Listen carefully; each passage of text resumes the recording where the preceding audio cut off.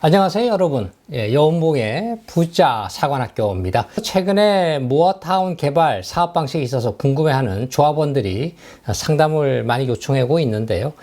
사실 조합 방식이 좋으냐 아니면 신탁 방식이 좋으냐 하는 간혹 질문이 있는데 전문가 입장에서 이런 질문을 왜 할까 하는 그런 의문이 또 듭니다. 저는 이해가 잘 안 가는데요. 왜냐하면 사실 조금만 살펴보면은요.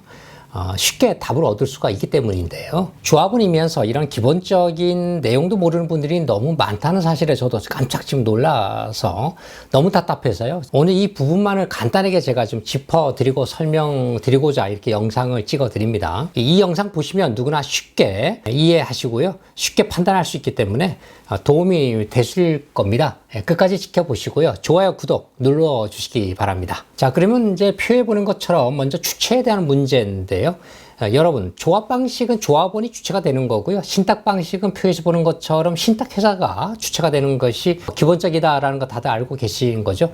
그런데 사실 이런 기본적인 것도 모르고 계신 분들이 너무 정말 많더라고요, 여러분. 자, 여기서 내가 가진 부동산이고 내 재산 아니겠습니까? 이 권리를 내가 직접 관여해서 살펴보고 하는 것이 중요하겠죠.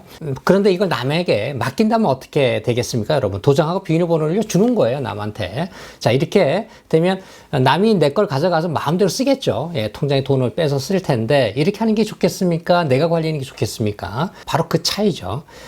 가끔 이제 자기 통장도 제대로 관리 못하는 분들도 계세요, 사실. 그런 분들이야 사실 가족이라든가 또 남한테 맡겨서 운에 맡겨야 되지 않겠습니까? 어떻게 쓰든 그런 어떤 불편한 상황이 발생될 수가 있는 거죠.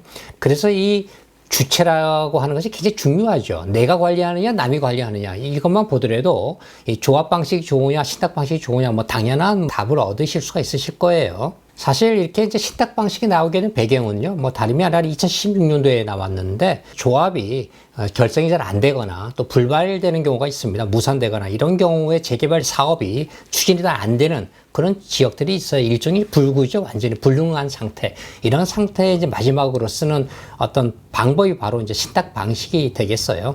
근데 멀쩡한 분들이 신탁 방식으로 갈 이유가 없지 않습니까? 신탁 방식에 있어서 가장 또 두 번째 문제가 금리에 대한 문제예요. 금리. 고금리로 인해서 이제 막대한 비용이 부담하셔야 되는데요. 이런 고금리의 비용을 알고 나면 어떤 조합도 신탁 방식을 선택하지 않을 겁니다. 신탁 방식에서는 신탁사로부터 사업 대여금을 고금리로 빌려야 하고요. 여기에다가 신탁 보수까지 합쳐서 돈을 내게 되면 사실 수백억이 나가게 돼요. 이렇게 되면 조합원 한 세대당 보통 1억에서 많게는 2억 원까지 이렇게 부담해야 되는 사례가 또 발생되고 있는데요.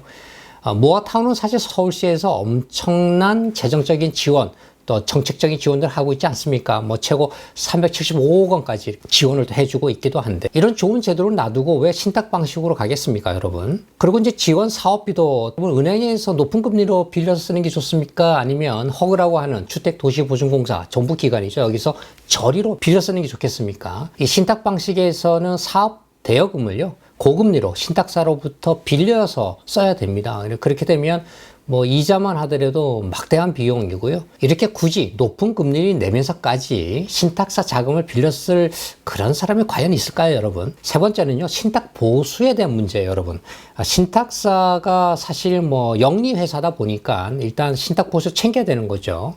이 신탁 보수라고 하는 것이 사실 막대한 금액이에요. 2.5%에서 많게는 5%까지 부과를 하는데요. 이게 수백억 나갑니다. 신탁 보수 비용 생각하시면요, 절대로 신탁 방식을 선택할 이유가 전혀 없는 거죠. 이런 비용, 아까 금리라든가 신탁 보수에 대한 비용을 포함하면 한 세대당 적어도 1억에서 많게는 2억 원까지 비용 부담을 해야 되는데 과연 여러분, 조합원이라면 과연 누가 과연 신탁사를 선택하겠습니까? 이런 질문들 저한테 이제 더 이상 하지 말아 주시기 바라고요. 이 모어타운은 서울시에서 적극적으로 지원해주는 사업이에요. 따라서 여러 가지 지원책들이 있습니다. 주택도시보증공사 허그로부터 저리로 자금을 빌려 쓸 수도 있는 이런 또 혜택도 있지 않습니까? 굳이 높은 금리로 신탁사 자금을 빌려 쓸 일이 없는 거죠. 그리고 추가로 제가 포괄 재산 신탁에 대한 계약 조항을 제가 잠깐 말씀드려야 되는데요.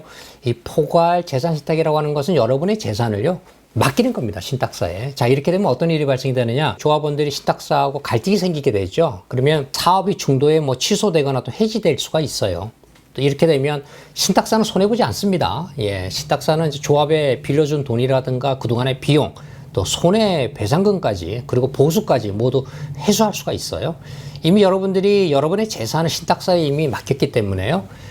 신탁사는 마음대로 처분할 수 있는 그런 권리를 보유한 셈입니다. 예, 고양이한테 생선은 맡긴 꼴이죠.